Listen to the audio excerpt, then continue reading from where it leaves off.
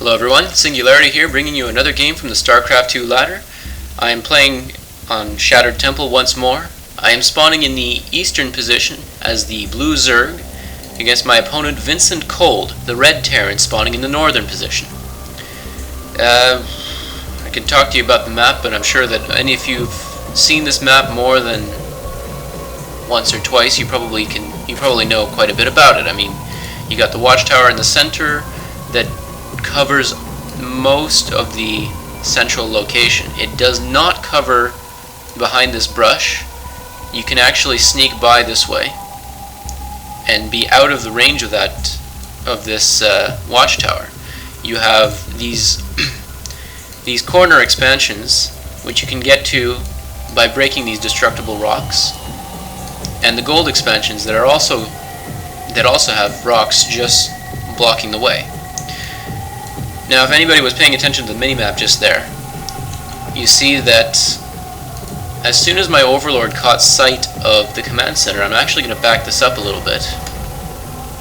If I do this properly here, I'm going to back this up because I want to point this out. I missed that. Come on, come on.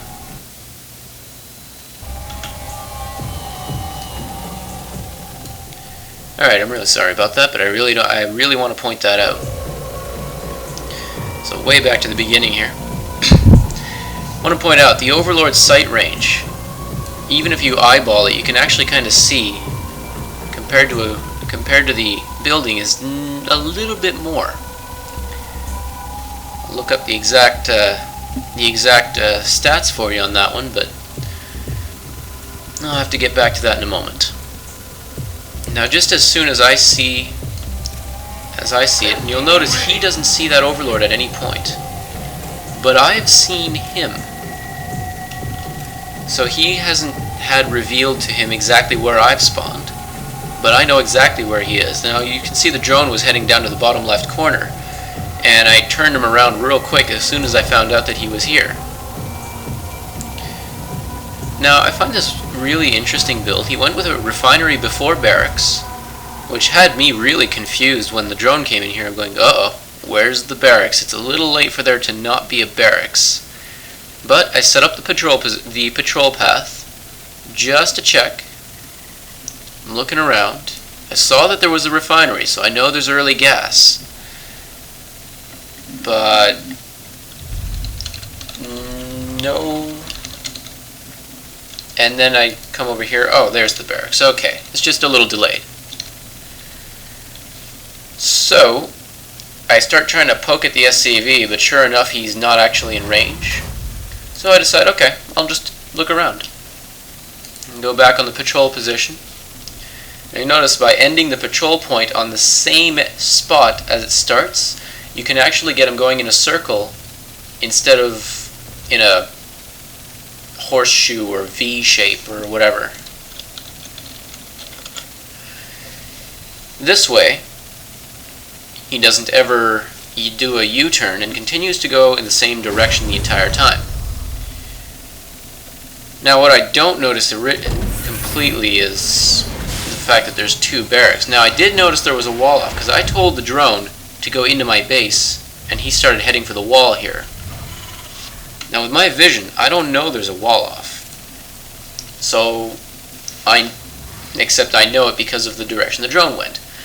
So I decided I'm just going to hop on the extractor and definitely going to try to stick around as long as I possibly can. Now, I've got my Zerglings coming out over here. I don't have a whole lot of tech going on. I got the metabolic boost coming online. And I cancel the extractor at the last second, build it again. This way I can stay that much longer. That's the idea here.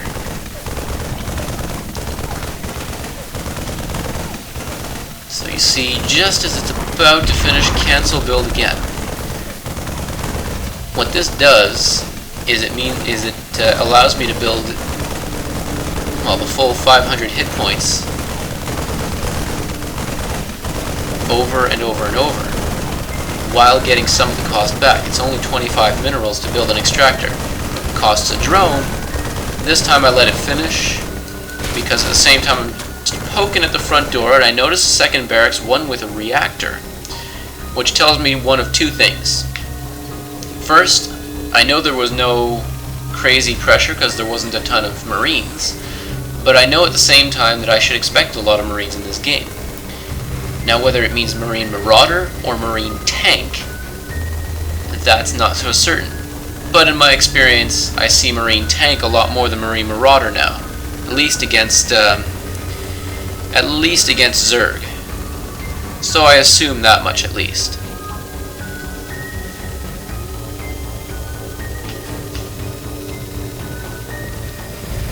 Well,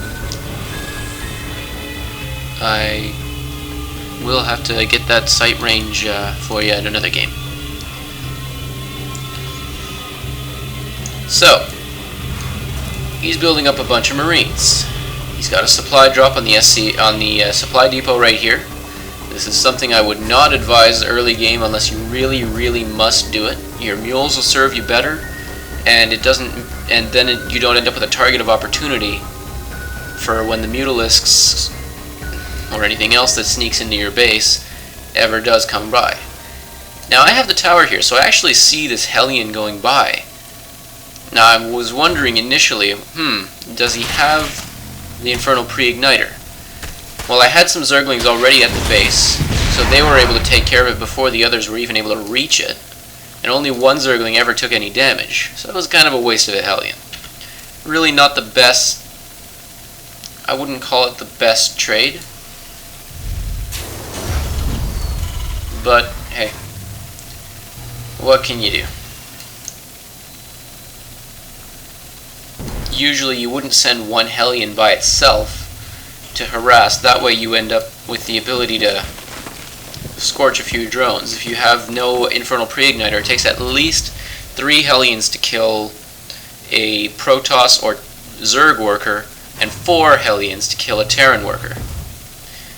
Just food for thought right there. So he's got his siege tanks out, which sure enough, Marine Tank.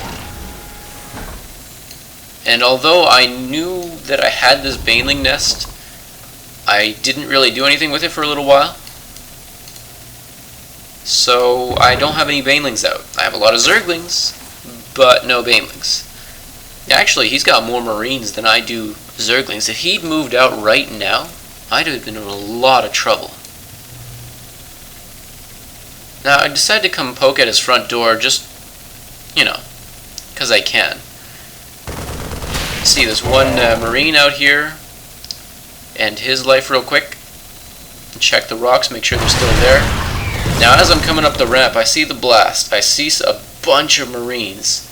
And I'm thinking, yep, Marine Tank, only that's a lot more Marines than I was hoping for at this point.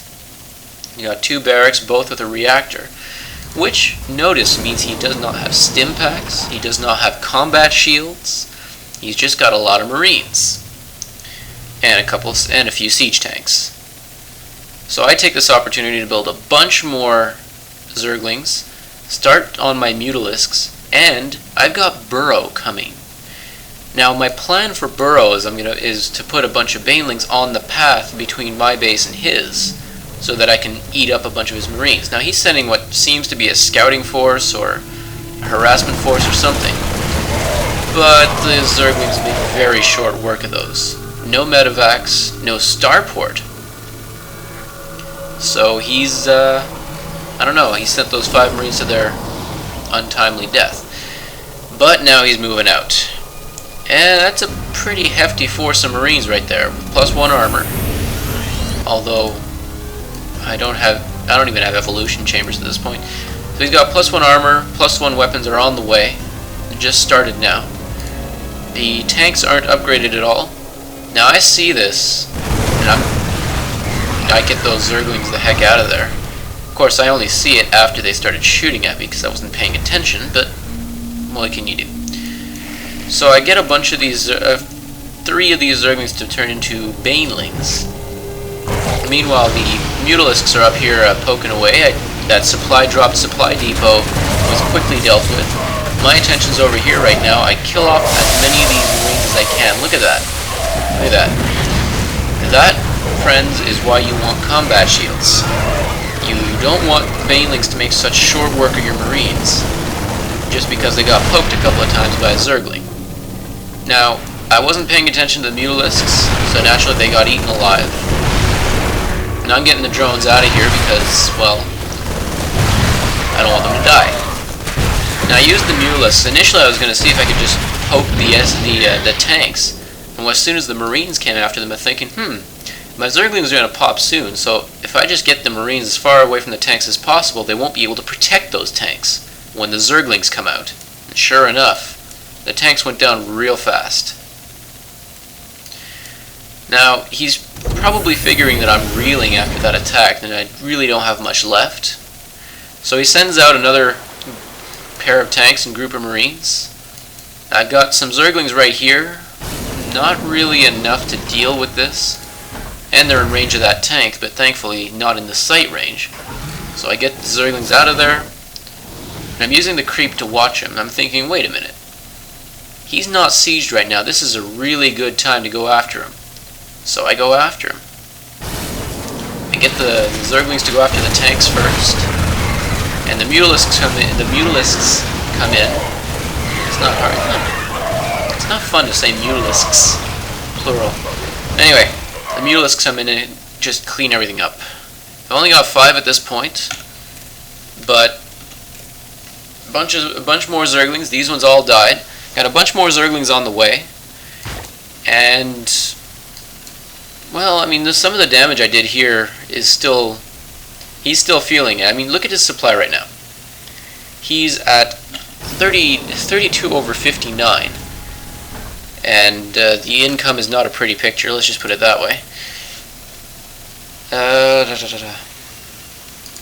With this one?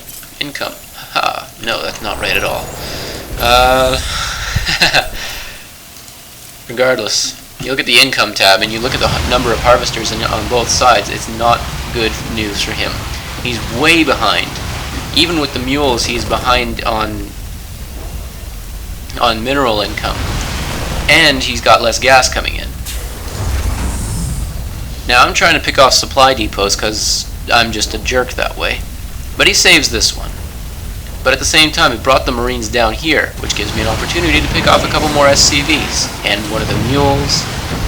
That's, well, with Zerg players, if you want to be mean, this is exactly what you do. You get them to bring the protective force away from the SCVs and then just come pick off the SCVs. Real quick, pick another one off and run off. He's got 13 SCVs. He's way behind. And I mean, if you look at the units lost. That's what that key was I was looking for. Look at the units lost. He's kept pretty well even, but you have to consider that a lot of these kills he has here are Zerglings, low value units. He killed a few drones in that original push, and then lost a bunch of workers. But I've been ahead on drones much more than he has. So that's not necessarily some good news for him. And he's not really building any more SCVs either. He is expanding, which I find very interesting considering that he doesn't really have... he's not even saturated up here. But, hey, who am I to judge? Now he finally notices, oh wait, I should be building SCVs here. Now the creep is almost all the way to his base. He can probably even see... yeah, he can sort of see the beginning of the creep right over here. Which is something you don't want. Ever. Unless you're... well, even as a Zerg player, it means your opponent has vision all the way to the entrance of your base, and they can quickly move forces if you're... quickly move forces to your base by ground across this creep highway. Now I got the Mutalisk coming in here. I figure maybe he's got all his Marines over here, but he didn't. He killed the SCV building the command center. Noticed there were a couple of missile turrets up here. I wasn't really ready for that. Killed off a couple SCVs. Decided to use the refinery to bounce onto the SCVs, but there were a couple more Marines than I'd hoped. And then there was a bunch down here that were able to intercept some of these Mutalisks. But I figure while I'm here, see if I can pick off a tank. Well, that made That made the run a little more worthwhile. I picked off 3 SCVs and a tank. And I'm not complaining. I got some very injured mutalisks, but I'm not complaining. However, he's way behind on economy once again, and now I got 14 mutalisks on the way. That more than doubles.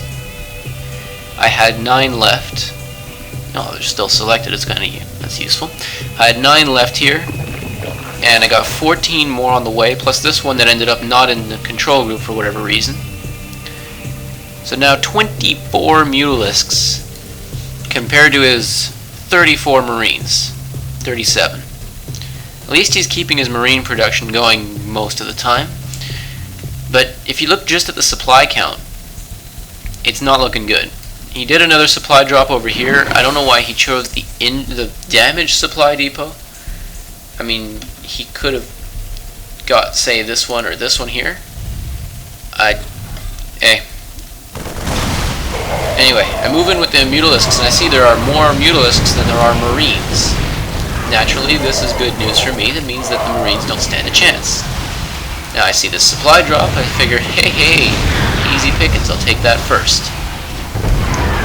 So I decide I'm just going to quickly take away all the supply depots. Now, I didn't notice in time that these guys were moving out, because if I had, I would have just detonated these burrowed banelings right here. And that would have been the end of that.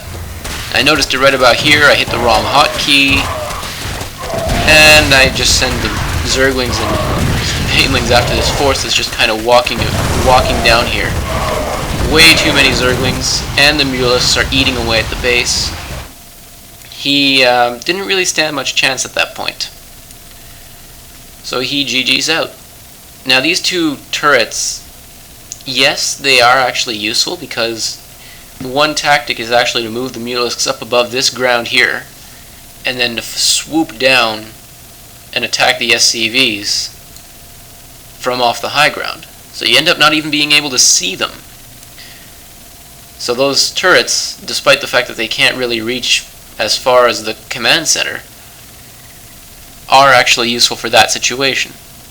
You would have needed to have more down here for that to be particularly useful, though, because as you can see, the mutalisks were just flying around unopposed. He needed to use the marines to actually kill off the mutalisks, but what would have really helped is if he'd had stim packs, which would have required a tech lab on one of these barracks. At the same time, really I probably could have pushed forward earlier than this, but I didn't want to run into the siege line, and when he moved out, he removed that siege line for me. So the Zerglings were on their way. They were all heading up into this, into this clump of SCVs. The banelings would have made short work of this. At the end, he had 20 SCVs, which is more than he had for most of the game. But I was on a 3rd base. I was about to start moving drones onto these extractors, and he had creep coming up against basically right up to his choke. So this is the kind of situation you never want to be in as a Terran player. Set up some anti-air, be it Marines, Thors, missile turrets, whatever, and don't let the Zerg player macro up while you're on one base, because it's not going to be pretty at the end. So anyway, that's all I got for you for today. Thanks for watching, and I hope you enjoyed it, and I'll see you guys another time.